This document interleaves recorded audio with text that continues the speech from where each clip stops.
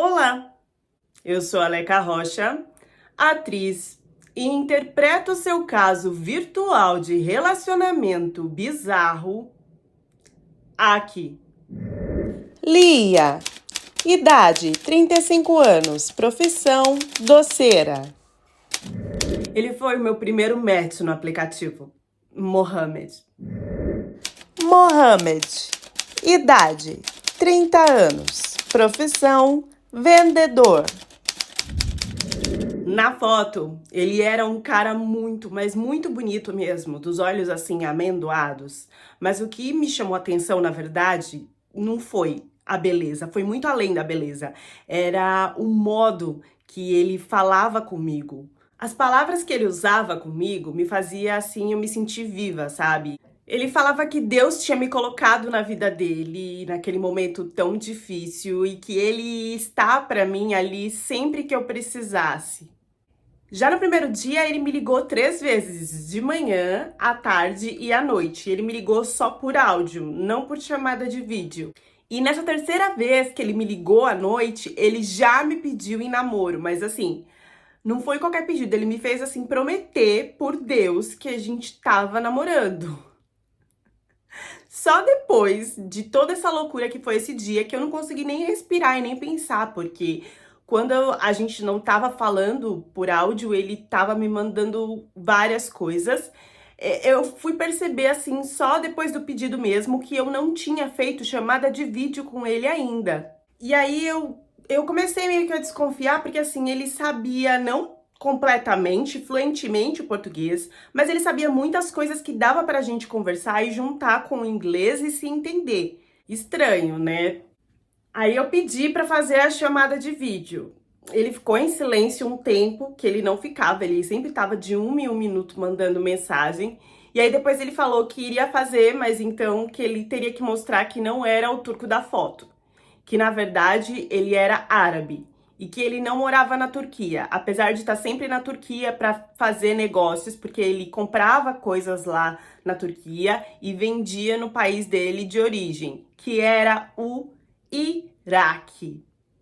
Quando ele falou Iraque, eu engoli seco. E no mesmo momento que eu engoli seco, ele já começou a responder que ele tinha vergonha de falar que era do Iraque, porque sempre que ele falava isso, as mulheres bloqueavam ele, excluíam, paravam de conversar e que na verdade ele só queria um amor, ele não queria ser julgado pelo lugar que ele morava, que ele era um cara trabalhador, que sim, ele se sentia muito triste com algumas regras do país dele, com algumas obrigações e que por isso ele já estava correndo atrás com esse trabalho de compra e venda que ele fazia na Turquia, porque o objetivo dele era morar mais pra frente na Turquia, ter uma vida melhor e construir uma família. Eu continuei em silêncio, eu não sabia o que responder, não sabia com quem que eu tava falando. Foi aí que ele me pediu pra ver se eu tinha redes sociais, porque ele também queria confirmar se eu era eu, e lá ele iria mostrar quem ele era e depois a gente podia fazer uma chamada de vídeo se eu gostasse das fotos. Então eu passei meu Instagram pra ele. E aí, quando ele me seguiu, eu falei, ué, meu Deus, tipo assim, será? Porque, na verdade, o cara que me seguiu no Instagram era muito mais bonito do que o turco da foto que ele tinha mostrado. Eu falei, oh, meu Deus. Aí eu aceitei, falei, né, Mohamed, é você? É, sou eu. E aí ele já me ligou de chamada de vídeo e eu já vi ele na tela do celular. Eu falei, não, meu Deus, ele é tipo assim, que achado.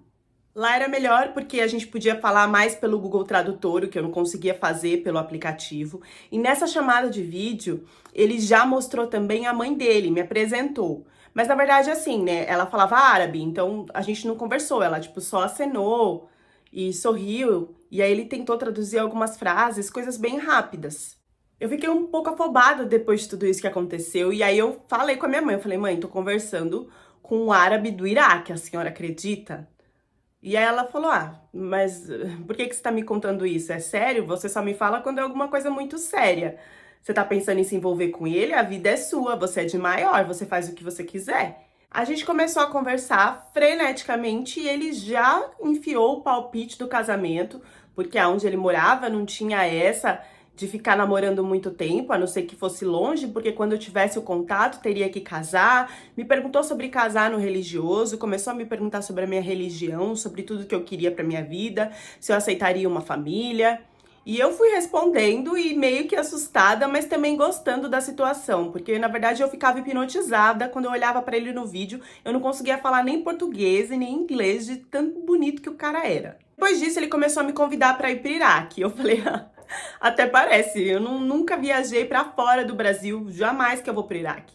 Ele falou, não tem problema, então eu vou aí pro Brasil, eu vou atrás de você, aonde você estiver. E aí ele prometeu de chegar no Brasil em janeiro.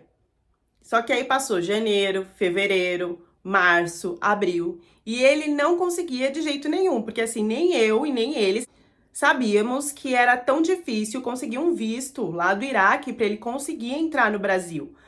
E ele insistiu tanto, foi tanto no consulado do Brasil que chegou uma hora que eles bloquearam ele de ele tentar ter acesso para conseguir esse visto. Aí meio que foi tudo por água abaixo, porque não tinha como ele vir, eu jamais iria. E mesmo assim eu queria muito ficar com ele e ele queria ficar comigo.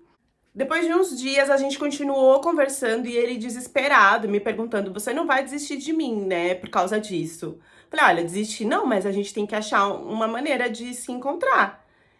E aí ele me falou que ele tinha conhecido um iraquiano que estava casado com uma brasileira e que contou pra ele que a única forma deles conseguirem ficar juntos foi a brasileira indo pra Turquia e ele também, eles se encontraram lá. E aí eles casaram na Turquia, porque lá é muito mais fácil e ele consegue chegar lá sem o visto. Eu fiquei aliviada de ter uma forma de resolver isso, mas eu fiquei com muito medo da parte de eu ter que sair do meu país. Eu precisava confiar mais nele, porque foi tudo muito rápido. E aí ele entendeu e disse que não ia desistir de mim jamais e que ele ia fazer o possível para que eu confiasse nele. A partir daí a gente começou a fazer chamadas e chamadas de vídeo. Era no trabalho dele, era com a mãe dele, era na hora de dormir, era onde ele estivesse, com os amigos, tomando chá. Depois que eu comecei a ver essa rotina real dele, eu comecei a acreditar mais e levou 1 ano e meio para que eu criasse, assim, confiança de encontrar ele e casar de primeira. Eu tava com muito medo mesmo de ir pra Turquia, então ele falou, não, tudo bem, eu posso ir uns dias antes, aí eu te mostro tudo pelo vídeo. O hotel, mando todos os documentos do que eu paguei, do que eu não paguei, mostro todo lugar, mostro a Turquia, ando lá sozinho e gravo pra você ver as ruas, assim, ele fez tudo, né? A gente combinou tal, eu comprei a minha passagem, ele comprou a passagem dele, pagou os hotéis e tudo lá na Turquia, e ele foi uma semana antes me mostrar. E lá ele fazia tudo e me mostrava tudo para eu ficar mais confiante de conseguir pegar esse avião. Também fiz o máximo de documentação que eu podia fazer aqui no Brasil, porque depois de um tempo lá, se desse certo, a gente ia casar. E a gente tinha decidido que assim, ele ainda estava na metade, assim, em andamento com os negócios dele. Os negócios dele às vezes subia muito de dinheiro, de lucrar, e às vezes caía. E ele precisava de uma estabilidade para morar na Turquia. Então, se eu confiasse nele lá, casasse e desse tudo certo, a gente ia ficar uns meses no Iraque até ele conseguir levantar esse dinheiro, até porque também ele queria fazer a cerimônia com a família dele, pra mim, né, de casamento. E aí depois disso a gente voltava pra morar na Turquia e depois, mais pra frente, morar no Brasil também. Isso tudo a gente foi pensando de supetão, conversando, mas a gente nem pesquisou se depois de casar precisava de mais alguma coisa pra ele conseguir entrar no Brasil. Chegou o dia de eu ir, né, eu tava me tremendo toda, avisei toda a minha família, mandei localização, mandei tudo, fiquei super preocupada. Mas eu fui. Chegando lá, ele chegou assim, eu acho que umas 7 horas antes no aeroporto, para que eu não me perdesse. Ele filmou toda a parte do aeroporto para eu saber direitinho como que eu tinha que fazer, o lugar que eu tinha que ficar para encontrar ele, para eu não ficar perdida. Na verdade, assim, na primeira porta que eu saí do aeroporto, eu já dei de cara com ele. E aí a gente foi pro hotel. E chegando lá no hotel, ele nem conversou direito, ele já falou que eu tinha que casar com ele no religioso para que a gente tivesse alguma relação. Senão não poderia acontecer nada e que ele estava com muita vontade de me conhecer por inteiro e se eu queria isso também, a gente podia resolver. Eu falei, tá, mas então o que a gente vai fazer? A gente vai numa mesquita, tem que agendar, como é que é? E ele falou, não, não, a gente pode fazer aqui mesmo, porque vale igual, porque a gente vai estar conversando com Deus. Aí eu, tá, o que que é, então, que tem que fazer, né? Aí ele sentou na cama, deu as mãos pra mim, e ele disse que eu tinha que repetir umas palavras em árabe. E aí ele falava a frase em árabe, e eu repetia. Eu não entendia, eu não sabia o significado, eu não sabia nada do que eu tava falando, mas ele dizia que ele tava que a gente estava falando, que a gente estava se comprometendo com Deus, de que a gente seria um casal, que a gente não iria mais se separar, que a gente era unha e carne e que a partir de agora a gente podia viver o nosso amor. E eu não falei nada certo, sabe? Eu falei tudo embromado, enrolando. A gente até mais riu do que fez, porque eu fiquei muito sem graça, eu não sabia falar as palavras.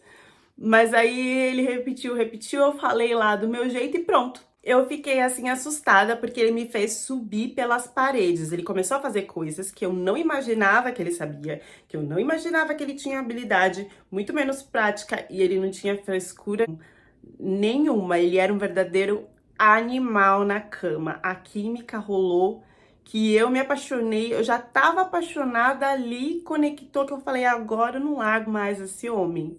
Eu não tive problema nenhum. Os problemas começaram quando a gente foi para agendar o casamento. Eu não sabia que era uma burocracia. A gente marcou a data e chegou lá, a mulher não foi com a nossa cara. E quando ela via que os documentos estavam todos certinhos, ela começava a pedir outros documentos que não existia, que não eram necessários, ou ficava falando que o carimbo estava meio borrado e que não poderia aceitar. E aí a gente teve que ir para outro lugar, porque a gente sabia que com aqueles documentos a gente ia conseguir casar, que ela estava fazendo de propósito. E aí, quando a gente foi em outro, eles quiseram que a gente fizesse um atendimento com um psicólogo para ver se eu não estava sendo forçada a casar, para saber se era isso mesmo. E aí também ficaram colocando defeitos em algumas coisas e queriam alguns exames que a gente não tinha. E, nossa, eu sei que eu fui ficando tão atordoada e ele foi ficando triste, assim, com medo da gente não conseguir casar. Até que do lado de fora a gente encontrou um cara que a gente conversou lá e ele falou, não, esse cartório aqui é mais tranquilo. E ele já tava atordoado também, pedindo ajuda, mandando mensagem, né, pro amigo dele que tinha casado também na Turquia para confirmar qual era o cartório. Aí o amigo dele acabou falando, ah, é o mesmo que esse cara tá falando aí pra vocês, pode ir que esse vai dar certo, por que que vocês não me perguntaram antes, né? A psicóloga me fez várias perguntas absurdas, mas enfim, a gente deixou tudo pra lá e foi correndo pra esse cartório pra ver se tinha agenda, se tinha horário. E lá, num passe de mágica, depois de muito perrengue, de muito questionamento, de pedidos de documentos que a gente não sabia como ia fazer pra enviar, eles só olharam os papéis e casaram a gente certinho, sem problema nenhum. Depois de casados, a gente passou umas 2 noites assim de loucura, a gente nem saiu do quarto de tanta doideira que a gente fez.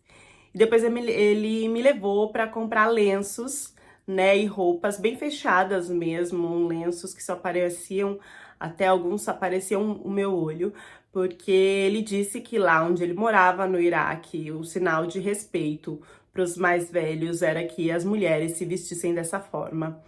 Então, eu aceitei, até porque só ia ficar um pouco tempo lá, né, até ele conseguir se estabilizar e até ter a nossa cerimônia de casamento, depois a gente voltaria pra Turquia. Então, pra mim, tudo bem, era como se fosse uma viagem, não seria uma coisa pra vida toda, por isso que eu aceitei. Chegando no Iraque, eu fiquei chocada com o tamanho da família dele, era uma família gigante, uma casa gigante, todo mundo morava junto, mas cada um em um andar, mas assim, todas as mulheres faziam tudo para todos os homens e filhos e crianças de todas as famílias que moravam ali. Eu fui super bem recebida, eles ficavam me olhando assim, me admirando, e eu ganhei presente, ganhei roupa, ganhei sapato, ganhei tudo que vocês possam imaginar. Eles só falavam árabe e eu só entendia quando ele me traduzia alguma coisa. A mãe dele já me puxou pra cozinha vários dias pra me mostrar como cozinhava, o que fazia, como que era. E eu só entendia mesmo quando ele tava do lado traduzindo. Do resto era pura mímica, assim, eu copiava o que ela fazia. Continuei avisando minha família, mandando vídeo, mandando foto. Foi uma semana tranquila, eu fui tratada como filha, eu não tive problema nenhum. Mas depois de uma semana ele começou a mudar. Mudar assim, de ficar mais frio, ficar mais distante. E eu já comecei a achar estranho que ninguém tocava no assunto do nosso casamento, né? E aí eu fui perguntar pra ele: "E aí, como é que vai ser? Como é que a gente vai fazer? Como é que tá o seu trabalho? O que que tá acontecendo?" E aí ele falou que ele tava assim, tava meio chateado porque o trabalho dele tava decaindo ao invés de evoluir, não tava dando muito lucro. As vendas, as coisas que ele tava até pensando em montar uma empresa, né, que seria uma parte lá na Turquia. E ele disse que não tava funcionando e que ele teria que partir para o plano B se continuasse assim, que era para eu rezar, né? Eles me ensinaram a rezar, eu rezava às vezes com ele, às vezes eu rezava sozinha. E eu percebi que ele não estava me procurando mais para nada, que na verdade eu ficava mais com a mãe dele, ajudando todas as mulheres sempre na parte de comida ou na parte de lavar roupa, mas eu já não tinha mais ele do meu lado, como foi, sei lá, né, menos de um mês que a gente se encontrou na Turquia. Depois de uns dias ele falou que estava tomando coragem para falar comigo, porque ele estava sem dinheiro por causa dos negócios e a gente precisava de dinheiro para voltar para a Turquia, para depois tentar Brasil, e que então ele ia partir para o plano B, que ele não sabia se eu ia gostar, mas que ele estava fazendo isso pelo nosso amor, pela gente crescer e que eu teria que entender. E aí ele falou que ele, desde pequeno, tinha sido prometido de casar com uma menina ali da região mesmo, só que era uma família que tinha muito dinheiro, e aí se eles juntassem, né, e aí eles tinham sido já combinados de casar, para que todo aquele dinheiro ficasse entre a família. Então, se ele fizesse esse segundo casamento, ele ia ter a grana suficiente que ele precisava para investir, para crescer o trabalho dele, para que desse tudo certo pra gente. Eu comecei a rir, né? Eu falei, não, jamais que eu vou aceitar ser segunda esposa. E ele falando, não, mas você não tá entendendo, eu vou casar e aí assim que der o dinheiro, que der tudo certo, eu separo com ela e a gente vai pra Turquia. Eu não quero ficar com ela, eu amo você, é só pra gente ter o dinheiro pra resolver a situação. Você precisa confiar em mim. E eu fui ficando com ciúmes, brava, falando, não, não vou aceitar isso. E se você estiver mentindo, isso é um absurdo. E aí eu comecei a brigar e a espernear. E a mãe dele entrou no meio falando árabe sem saber, porque eu tava levando a voz e ela não queria que eu levasse a voz, e nem o pai, nem ninguém, né? E todo mundo olhando assim. E aí ele pegou e falou muito sério comigo que eu tava desrespeitando a família dele, que se eu continuasse assim, ele ia me trancar no quarto e ele ia fazer o que ele deveria fazer como homem para ter o dinheiro que ele tinha que prover à nossa família. A partir daí a gente começou a brigar. Todos os dias a gente brigava. E aí ele foi ficando muito bravo a ponto de falar que se eu continuasse, ele não ia só me prender no quarto, como ele ia me amarrar. Eu ia ficar amarrada, com a boca fechada, porque ele não tava me suportando mais. E eu falei que eu não tava suportando mais essa ideia dele ter uma outra mulher. E aí ele me sentou e me explicou, olha, no Islã é assim, você é a primeira esposa, você é que manda. Você que vai mandar nela, eu só vou fazer com ela o que você quiser, entendeu? Então, assim, as coisas da casa que você tá ficando estressada e fazendo, você pode colocar pra ela fazer. Ela vai ter que obedecer todas as suas ordens. Eu não vou poder fazer nada com ela sem você falar pode fazer ou não pode fazer. E isso é só pelo tempo do dinheiro da família chegar até a minha mão e depois a gente foge de toda essa situação. Você sabe que eu não gosto de morar aqui no Iraque. Se eu quisesse casar com essa mulher, eu já tinha casado com ela antes. Eu fui atrás de você na Turquia. Você acha que por quê? Por causa de amor. Eu sei que ele começou a me convencer, me iludir com toda essa ideia e também porque eu tava com medo, porque quando ele falava em me amarrar e me prender, ele falava muito sério. E eu comecei a ficar com medo porque eu teria que aceitar esse casamento, mas a insegurança começou a bater, tipo, quem é essa mulher? Será que essa mulher é mais bonita que eu? Será que ela é mais nova que eu? Será que ele vai fazer isso mesmo que ele tá falando? Ou ele vai me largar, vai me deixar pras traças aí com a mãe dele, igual eu tô, só cuidando de casa, e a gente não tá tendo muito contato. E eu, sabe, sei lá, comecei a pensar um monte de coisa que aconteceria com uma mulher nova dentro de casa. Eu jamais aceitaria isso. Era muito difícil pra mim confiar na palavra dele, mas tudo que ele tinha feito até aquele momento foi com muito carinho, com muito amor, foi pra mim, né? Ele só começou a ficar brava quando eu mudei, quando eu não quis aceitar a única oportunidade que ele tinha de pegar o dinheiro pra gente ter uma vida melhor. A minha preocupação, ela era muito superficial, sobre perder ele, sobre ser trocada por uma mulher mais bonita, sobre ficar sozinha, sobre ter sido enganada. Eu não sabia o grau da onde eu tava me enfiando, do que essa situação ia virar, do terror que eu ia passar nos próximos dias. No casamento eu tava preocupada em ficar muito bonita e eu tava muito nervosa porque eu ia ver ela lá e eu teria que estar lá. Ele me forçou porque eu era a primeira esposa, então eu tinha que estar lá para mostrar que eu tava aceitando toda essa situação. Lógico que por cima tinha muita pressão dele e também medo porque cada vez que ele me pressionava de fazer alguma coisa comigo, ele falava mais sério, me chacoalhava e eu comecei a acreditar mesmo naquilo, né? Quando eu falei que eu não queria de jeito nenhum, que eu ia voltar para minha casa, que eu ia contar para minha família, ele falou que não tinha essa opção. E aí ele queria pegar o meu celular, pegar tudo e me deixar assim sem nada. E aí, no momento que ele foi para fazer tudo isso, eu falei: "Não, calma, então eu aceito", porque eu vi que eu ia ficar sem comunicação nenhuma e eu comecei a ficar com medo. Eu falei: "Não, então eu aceito. Tudo bem, vamos fazer assim", mas lógico que dentro de mim eu tava tentando procurar alguma saída para toda essa situação em algum momento. Só que eu não ia conseguir isso se eu não tivesse comunicação com ninguém. Então eu preferi baixar a bola nesse momento. Voltando pro terror que foi esse casamento. E aí vocês podem pensar, né, que o terror foi porque a mulher era maravilhosa, porque eu vi que eles realmente se amavam, porque eu tava dentro de uma situação que eu ia ser jogada pra rua. Só que não. Quando eu cheguei, né, no casamento, que a primeira coisa que eu queria era ver essa tal de noiva, que eu olhei pra noiva. Eu olhei assim, eu acho que umas 4 vezes pra entender que ela era a noiva. E eu não acreditava. Eu não acreditava. Eu perguntei pra outras pessoas porque eu fiquei com muita vergonha de perguntar pra ele o que estava acontecendo. E aí, ao mesmo tempo, eu vi que ninguém podia me responder nada, porque todo mundo falava em árabe, então parecia que eu tava falando sozinha. Parecia a primeira esposa louca, sozinha. E tudo isso porque quando eu olhei pra essa menina, ela era uma menina. Ela não tinha mais do que 13 anos. E tava ali como noiva dele. E toda vez que eu chegava pra ele pra falar alguma coisa, ele falava por cima em árabe, conversando, virava o rosto, falava por cima em árabe, conversando com os convidados, conversando com outras pessoas, me atropelava e só olhava pra minha cara e falava: "Fica quieta. Depois vai dar tudo certo. Fica quieta. Não fala nada. Não é hora de perguntar agora. Depois eu te explico." E eu olhando para aquela menina novinha, uma adolescente, ela não tinha corpo, mirradinha. A família dela toda lá, aprovando. Ela também sorrindo e não parecia tá mal com a situação. Na verdade, eu acho que ela não tava nem entendendo. Eu falei: "Meu Deus, o cara tá casando com uma menor. Ele tá fazendo isso só por dinheiro.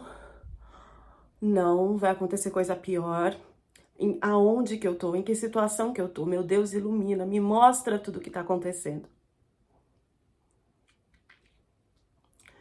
E quando a gente chegou em casa, ele não se dirigiu a mim. E ele tinha preparado um outro quarto, que eu achei que era para essa menina dormir sozinha, separada. Então eu tomei um banho, tentei respirar. Essa menina, ela não olhava pra minha cara de jeito nenhum. Quando ela olhava, ela virava o rosto, fazia cara feia, ela não queria contato nenhum comigo. A ideia de primeira esposa mandar, pelo menos ali naquele momento, não estava existindo. E quando eu fui pro quarto, que eu falei: "Bom, agora ele vai vir aqui e a gente vai conversar." Ele não aparecia no quarto. E aí, quando eu fui sair para chamar ele, ele me empurrou para dentro do quarto e me trancou. com ele do lado de fora. E aí eu falei, mas o que que tá acontecendo? Por que que você fez isso? Ele já não me respondia. E nisso eu já comecei a entender que ele ia, na verdade, para um outro quarto com a menina de 13 anos. E aí, eu já tinha vomitado várias vezes na festa de casamento, passado muito mal. Eu só conseguia vomitar, vomitar. E me deu essa vontade de novo e eu passei muito mal porque eu comecei a ouvir os gritos dessa menina, o choro. Eu comecei a ouvir tudo o que estava acontecendo entre ela e ele no outro quarto. E eu não podia acreditar no que eu tinha me enfiado. Eu fui acordada às 5 horas da manhã pela mãe dele para ajudar a limpar tudo do outro quarto. Roupa da menina, lençol, tudo. E eu só me dava ânsia, só me dava vontade de vomitar. E aí eu tinha que fazer comida e limpar a casa, e era isso o dia inteiro. Quando eu tentava ter algum acesso à menina, ela virava a cara, ela não queria falar comigo, ela não tinha um olhar pra me pedir ajuda nem nada. E mesmo que ela fizesse isso, ela só falava árabe, eu não conseguia entender nada. E ela não queria, ela não direcionava a palavra a mim. Né? E a família dela foi lá visitar e eles estavam todos de comum acordo, sorrindo, felizes, enquanto eu tinha escutado tudo que aquela menina tinha passado à noite. Eu comecei a mandar mensagem para minha família, falar tudo o que acontecia, e eles, pelo amor de Deus, quer o dinheiro da passagem, dá um jeito de voltar. E eles, pelo amor de Deus, você precisa de quanto? A gente transfere para você. E eu não tenho banco aqui, e eles querendo o endereço da onde eu tava morando para eles entrar em contato com o governo, mas eu não sabia o endereço, eu não sabia escrever em árabe. E se eu pedisse para ele ia desconfiar, ele já tava para tirar meu celular de qualquer coisa que eu fizesse. Então não tinha como informar para eles nada. Então eu só mandei para eles que eu ia ver alguma outra forma de tentar sair dali, eu não sei como. Porque qualquer informação que eu pedisse, ele ia desconfiar e ia cortar todo o meu contato. Eu tinha certeza disso. E à noite só piorava, porque ele nunca... E eu também me sentia aliviada, porque ele não me procurava para fazer mais nada à noite. Mas eu me sentia muito mal, porque cada vez aumentava mais o surto, os barulhos e as coisas que ele estava fazendo com aquela menina no quarto colado do meu lado. Eu não conseguia dormir. E eu só vomitava, vomitava. Eu comecei a desconfiar que talvez eu pudesse estar grávida. E eu também não queria pedir para fazer um exame, porque se ele soubesse disso, um filho dele, aí que ele jamais iria deixar eu sair dali de jeito nenhum. E eu tinha que arrumar um jeito de sair dali, eu não sabia como. Aquela mãe dele colocava eu para fazer um serviço atrás do outro, um serviço mais pesado que o outro, e eu começava a ficar mole, passar muito mal. Eu rezava para eu conseguir não desmaiar e não dar nenhum sinal ali que ela pudesse pensar que era gravidez.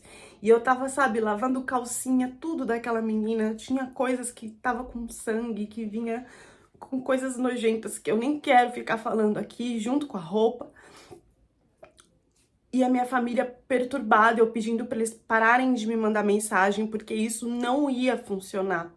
Eu tava num lugar, eu tava em cima do muro, eu tinha que dar um jeito de sair dali por mim, com as únicas oportunidades que iriam aparecer, sei lá como. Sobre o dinheiro era mentira, porque toda vez que a família da menina ia lá visitar e ver a menina, ele entregava joias, entregava dinheiro, entregava um monte de coisa pra família.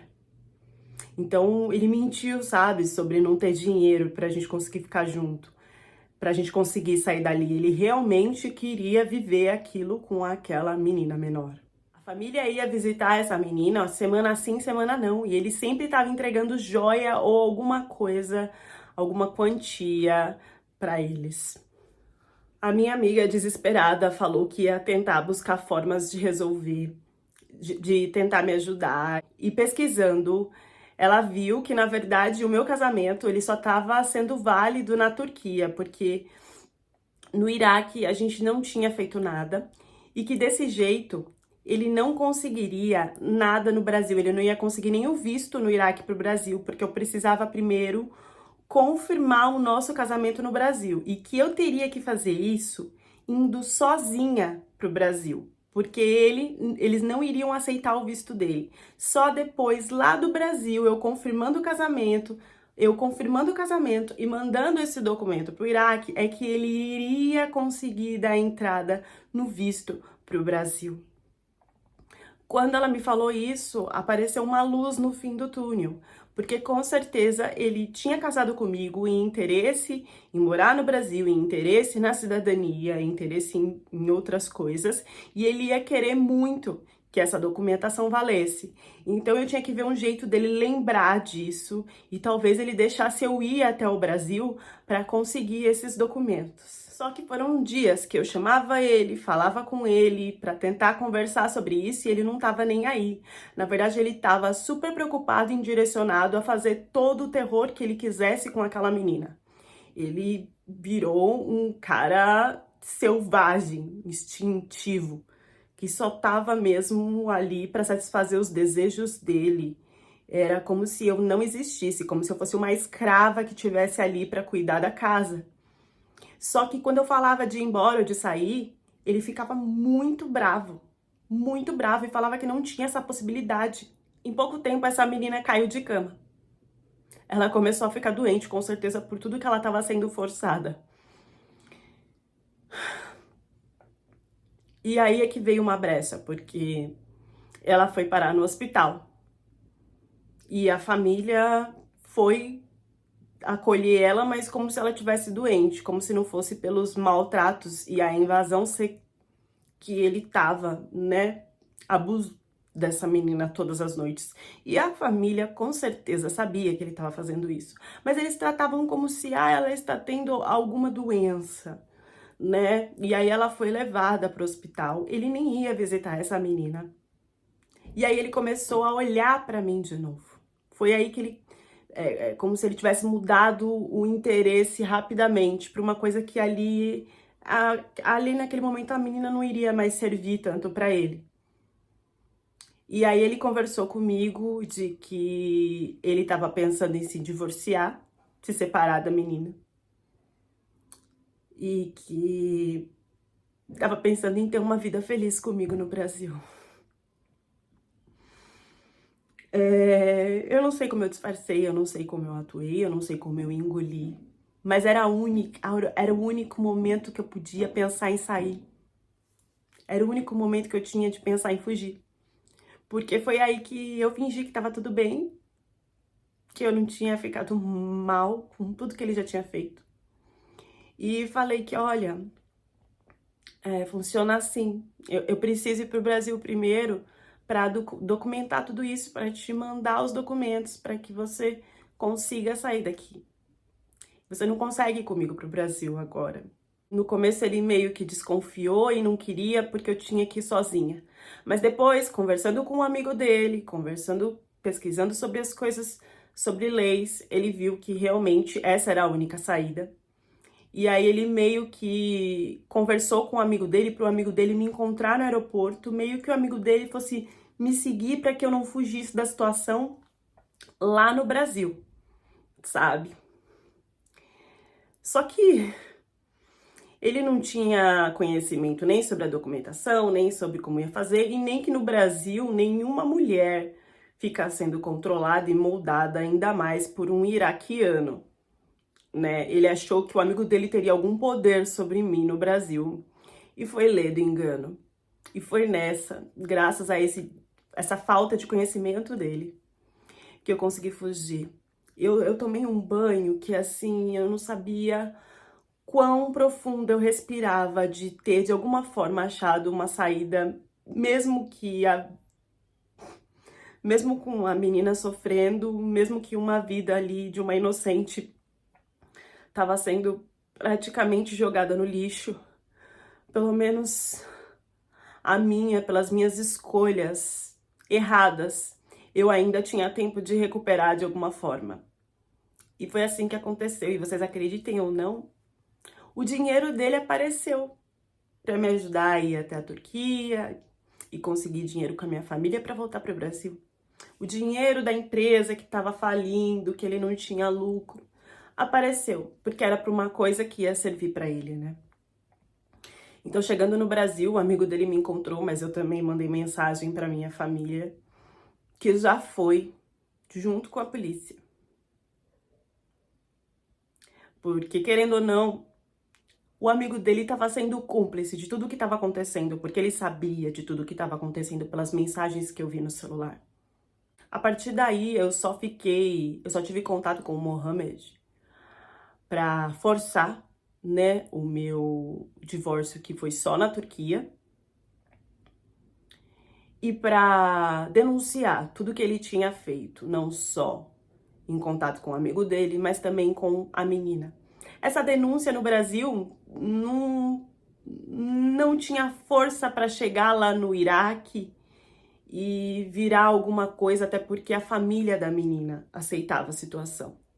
Mas para o Mohamed entrar no Brasil, tinha muita força, porque ele tinha mexido com uma brasileira.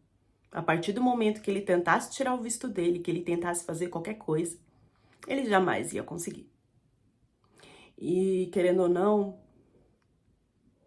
eu me senti um pouco vingada por pelo menos ter conseguido agir de que nenhuma outra mulher brasileira vai conseguir ter contato com esse cara, pelo menos no Brasil. Agora, se alguma mulher decidir encontrar ele em algum outro país, aí realmente ele ainda continua livre. A importância de se denunciar o que um homem ou uma mulher, estrangeiro ou não, tenha feito com você é muito grande. Porque dessa forma você bloqueia que aquela pessoa tenha acesso de fazer esse mal de novo com outras pessoas. Por isso, denunciem no seu país, no país que aconteceu, aonde vocês puderem. Agora, imagina você de uma nacionalidade diferente, casar com um homem de uma outra nacionalidade, os dois em um outro país. Se isso não é se colocar em 100% de risco, eu não sei mais o que é. Teve uma outra história aqui no canal, onde a mulher encontrou a turca presa lá, né, a primeira esposa presa, agora a menina, que é segunda esposa e é menor, e muita gente coloca, mas por que não foi salva? Mas por que vocês não ajudaram? Gente, existe todo um envolvimento aí cultural que vocês precisam pensar. Primeiro, a Kamana tá numa situação desesperada que ela quer fugir, ela não consegue nem pensar, ela tá desequilibrada com tudo que tá acontecendo, quanto mais pensar em ajudar uma outra pessoa. Segundo, que tem a barreira da língua, e você não sabe o que aquela esposa da outra história, e no caso essa menina, o que está construído na mente dela. Às vezes você acha que você tá ajudando e você tá pegando o BO pra você, porque você não sabe se essa mulher foi criada pra achar que aquilo ali tá certo. E que de repente você vai denunciar, ela vai virar e vai falar, não, mas eu aceito isso. Eu nasci pra isso. Não, ela tá louca, tá tudo bem. Quando você não tem ainda o idioma em comum, como é que você vai saber o que aquela pessoa tá defendendo? Se aquela pessoa realmente quer ajuda ou se ela aceitou viver daquele jeito. Então a gente tem que tomar muito cuidado com esse pensamento nosso de heroína, de vou salvar a menina lá. Não, você não sabe o que a família dela construiu com ela na cabeça dela. Então muito cuidado para não entrar em encrenca. Diferente de uma pessoa que você tem um idioma em comum ou pelo Google o tradutor te pede ajuda, aí tudo bem. E sobre o casamento infantil, que acontece lá no Iraque, acontece aqui no Brasil, que acontece em vários lugares do mundo. Até quando nós, mulheres, vamos ser usadas como objeto de troca?